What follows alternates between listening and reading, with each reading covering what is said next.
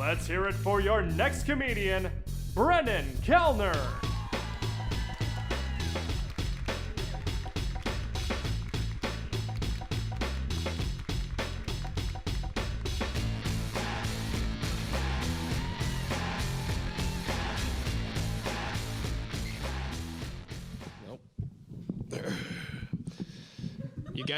You guys ready to see whatever happens here? Play in the P-Row lobby until we die.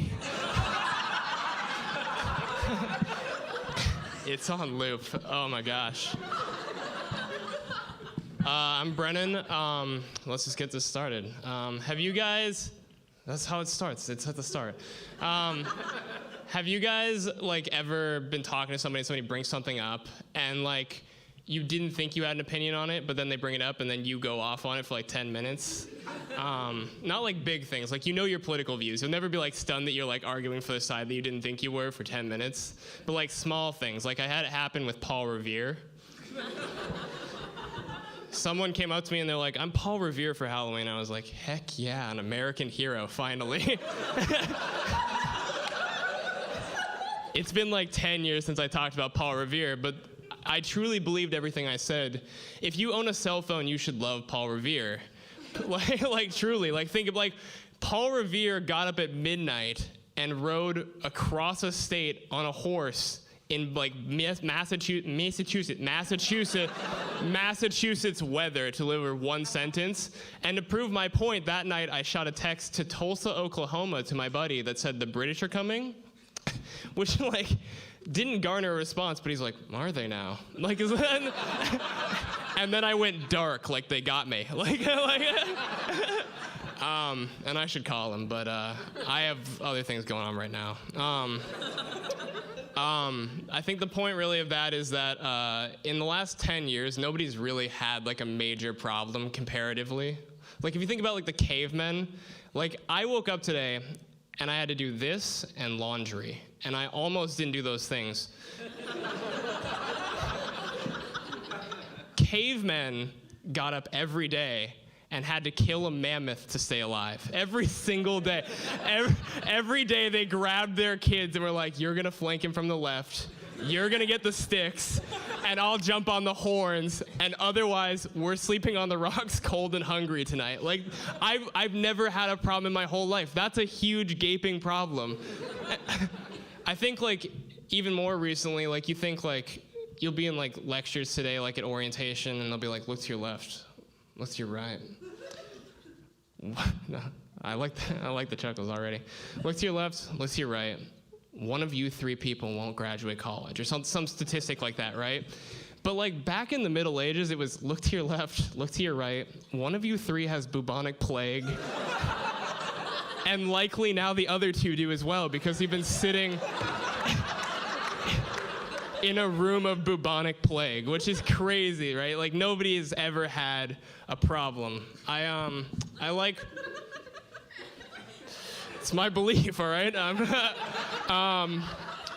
I think I like watching new stuff come out because people get afraid. People are we playing God? Are we is man gotten too powerful? When the iPhone came out, which is ridiculous. Just in case you guys forgot, God's the guy who created the earth in 6 days, everything. And we were is the iPhone too close to his power? And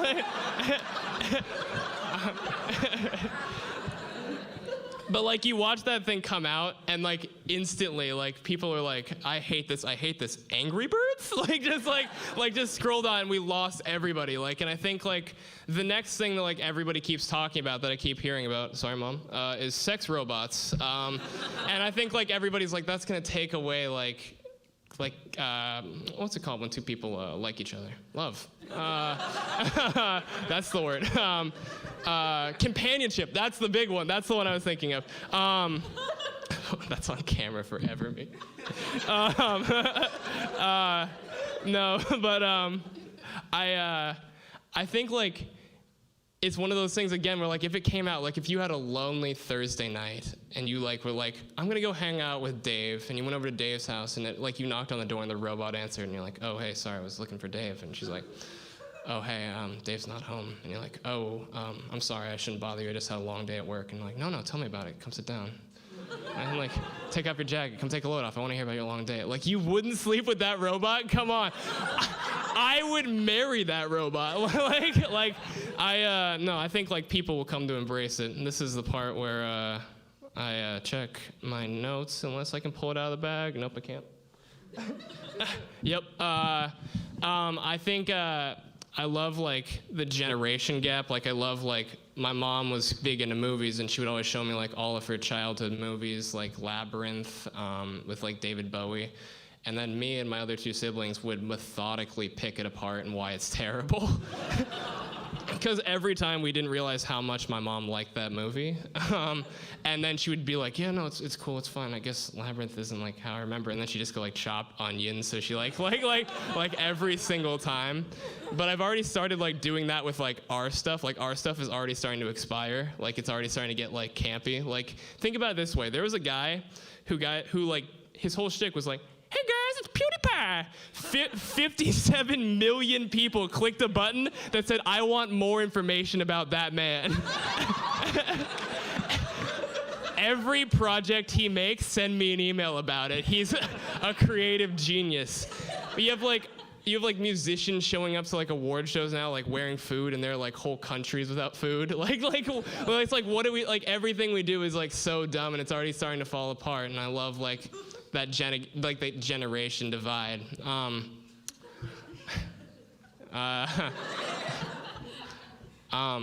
I love adult advice. No, I think adult advice is so funny because like a lot of times we like chalk advice off as being like a cliche. Like we're like, oh, that's so cliche. Like you like do unto others as you would want done unto yourself. Like who's writing that? And like cliche shouldn't be like this like insult thing. Like cliche means that a lot of people say it because it's really good advice. Like it's circulated, it's made the rounds, we all like it, and we're telling you all this, and you're like, I don't want to do what everybody else does that works. You're like, there's got to be another way of being an asshole. Like, there's a way around, and there is. One of you will find it. No, but I think like it's so funny how people are like, no, yeah, 7 billion people are like leading me on to think this is like good advice. Like it's an email thread. Like people are like, everybody write down things that sound good but don't work that we can tell my son so that he fails when he's older. I think one of the things that isn't so good is Boy Scouts for kids. Yeah, any Boy Scoutmasters here that want to fight me right now? No. I think it's funny because like their merit badges are supposed to prepare you for adulthood, but they're like totem chips, like whittling chips. Like not once will you be filing your taxes and you're like, oh, where'd I put my whittling chip? Like you're like, it asked if I can whittle a stick into like a sharper stick. It's not a great system, but I wouldn't have brought up the Boy Scouts because they aren't that funny, from my personal experience. Unless I had a story, and that this loosely correlates. My mom ran the Girl Scouts where I'm from, which is Colorado. Shout out. Heck yeah. Oh yeah, you are from.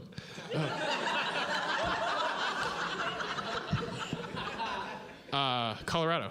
Shout out. Yeah, is that how editing works? Yeah, you can just. So the summer camp for Girl Scouts got canceled that year because of forest fires, and my mom was really disappointed, and she's like, I just want to give these girls a crazy great experience. And so she set up summer camp in our backyard, and I was like, oh, cool, that's super nice of you.